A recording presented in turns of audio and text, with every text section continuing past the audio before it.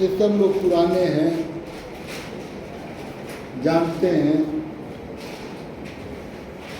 कि प्रदेश में चाहे जिस तरह का झंडा लेकर के, चाहे जिस तरह के कपड़े पहन करके जो भी लोग आए, इस प्रदेश की जनता ने उनको राज करने का अवसर दिया। एक बार नहीं, 3-3, 4-4 बार अवसर दिया। लेकिन हमारी समस्याओं को के निदान को कौन कहे, उपलब्धियों को कम करने की हमेशा कोशिश की गई। लेकिन जब एक शिक्षक समुदाय एक होकर के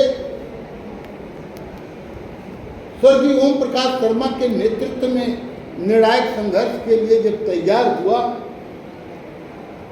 और जब उन्हें आभास हुआ कि ये हमारा नुकसान कर सकते हैं,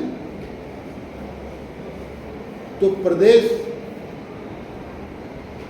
के मंत्री नहीं, मुख्यमंत्री नहीं, देश के प्रधानमंत्री को भी हमारे कार्यक्रम में आकर के यह कहना पड़ा कि हम भी शिक्षक पुत्र हैं। हमारे पिता को भी यह पैसे की कमी कचोटती थी। जब सबको पंचम वेतन आयोग की संस्तुतियां मिल गई तो शिक्षकों को क्यों नहीं मिली? उस एकता को देखते हुए आने वाले कुछ ही दिनों में प्रदेश के मुख्यमंत्री, तत्कालीन मुख्यमंत्री ने जो पूर्व के मुख्यमंत्री यह कहा करते थे कि मेरे गले में तुम्हारा क्या काम है, वो अपने घर के वास्तव में आंगन में बैठा करके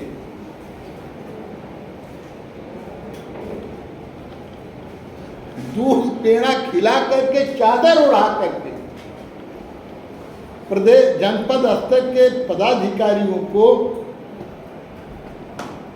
5वां वेतन आयोग की संस्तुतियां चरणों पर समर्पित किया।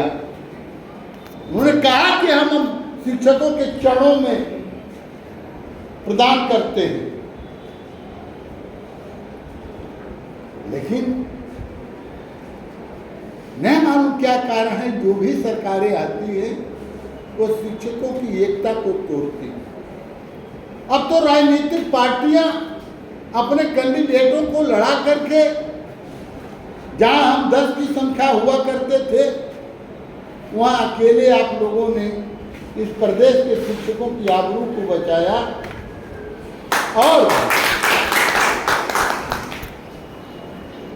मैं पूरी जिम्मेदारी के साथ कहता हूं कि भले एक हैं, लेकिन आपका आशीर्वाद, आपका सहयोग ऐसा है कि सरकार को कटघरे में खड़ा होना पड़ता है। मंत्री जवाब नहीं दे पाते, अफसर कतराते हैं, लेकिन मैं आपको भरोसा दिलाता हूं कि न हम थके हैं, न हताश हैं, न निराश हैं, न हारे हैं। संघर्ष जारी है संगठन का। हम होंगे कामयाब एक दिन, हम होंगे कामयाब एक दिन। आप सबसे प्रार्थना है कि अपनी उपलब्धियों को बचाने के लिए, अपने उत्पीड़न को बचाने के लिए, अपनी समस्याओं के समाधान के लिए विद्यालयों में तरह तरह के शिक्षक को धर्म और जात से ऊपर उठकर अपनी एकता को कायम रखना होगा। हमारी पहचान शिक्षक के रूप में हुई, किसी जात के रूप में हमारा परमेंट नहीं हुआ। उसे कायम रखना होगा हमें।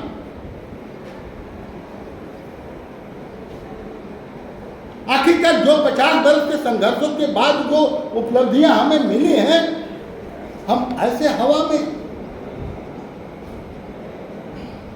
जाने देंगे?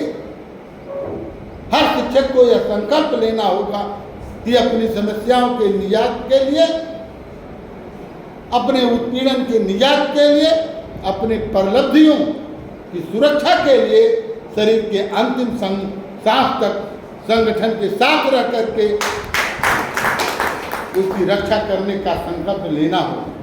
मैं इन्हीं शब्दों के साथ आप हमारे भाई हैं, साथी हैं, नौजवान, आने वाला दिन आपका, आने वाली समाज, आने वाली पीढ़ियां जवाब आपसे मांगेंगी।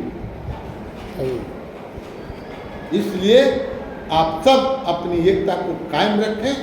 बहुत बहुत आप सबको धन्यवाद, बहुत बहुत बधाई, बहुत बहुत शुभकामनाएं।